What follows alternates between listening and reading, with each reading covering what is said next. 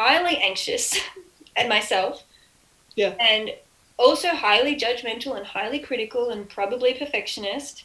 I've had to do a lot of work of figuring out how to accept my humanness and Mm-hmm. show up with compassion um, in moments when I'm mean to myself and, you know, all of this. And so with a lot of practice, I've figured out kind of what works for me. And that doesn't mean I don't have difficult days. I do. And, you know, doing things like launching a book is highly triggering. And writing in my journal, and I just had a blah day. And it actually felt really nice to just let myself feel it. Mm-hmm. And that's another key piece is sometimes I think we are feeling collective things. It's not about us. Like we often get very neurotic. Why am I feeling this way? Yeah. Well, maybe we are just feeling extended family angst. Maybe we are feeling community angst. Maybe we are feeling stuff that's beyond us because as a human community on earth, we are connected.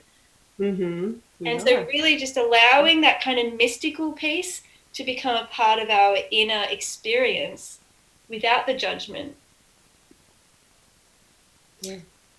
So as I listen to you speak, and I think of someone who's listening to this with a fresh perspective, and they're like, okay, so what I'm supposed to do? I have these uncomfortable sensations of sadness, or these uncomfortable emotions, or tinnitus, or vertigo, or dizziness. I'm supposed to notice them and scan, increase my awareness, see what else is there, pay a little bit more attention to the things I want in my life than the things I don't want in my life. What are the desired sensations? Yeah. And then practicing kind of just allowing.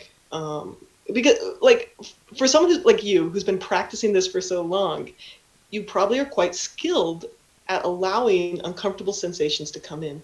But for someone who's trying this for the first time, they're like, what are you talking about? How does one allow oneself to experience something really uncomfortable like tinnitus? How does Yeah. one lean into that without judging it as bad when it's I uncomfortable?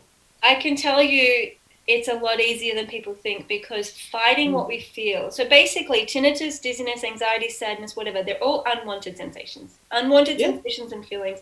It's all the same saying. Hmm. And basically, emotions create sensations and sensations create emotions. So they're actually Yes. interconnected. Yeah. And because they're inside of us, we can't run away. So it's like if I don't like the dog barking over there, I can just remove myself from the dog, right? That strategy doesn't exist when it's inside of us. Yep. So we end up living in this inner war zone, which is totally exhausting. It's very Hmm. expensive.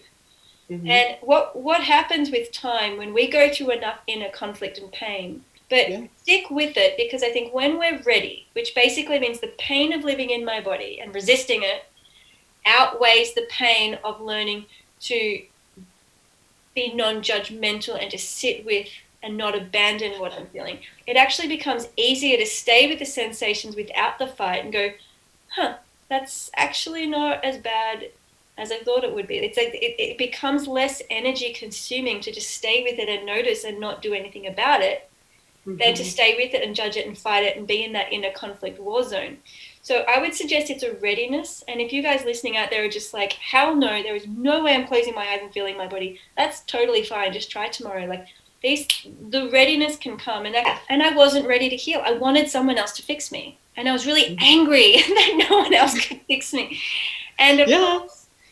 course, then it got to a point when I was like, you know what? I got the vestibular audiology training, like super elite training. I was with world class doctors doing internships. No one in the world is a vestibular audiologist anyway. So I had this quirky, very strange training. I'm an audiologist who doesn't do hearing tests or hearing aids. Like, what? Then I had the psychology, I had the whole yoga background, the neuroscience, neuroplasticity, and I realized I was angry at me. I was the professional that I needed. And so I had to show up and become that professional that could heal people like me. And, Hmm. you know, and the rest of it's history. So